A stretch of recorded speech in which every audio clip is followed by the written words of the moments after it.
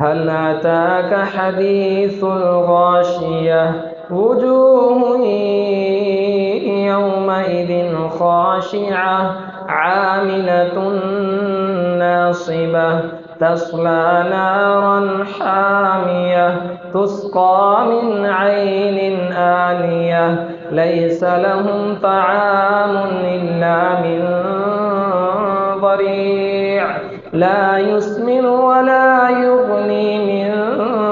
جوع وجوه يومئذ ناعمة لسعيها راضية في جنة عالية لا تسمع فيها لاغية فيها عين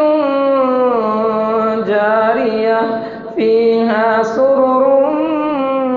مرفوعة وأكواب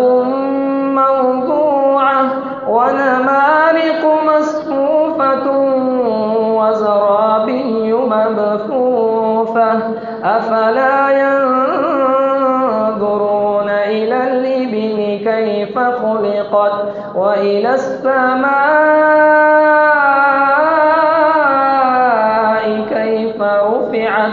وإلى الجبال كيف نصبت وإلى الأرض كيف سطحت فذكر إنما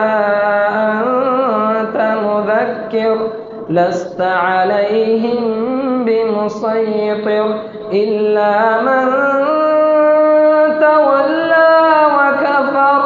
فيعذبه الله العذاب الأكبر إن إلينا إيابهم ثم إن علينا حسابهم.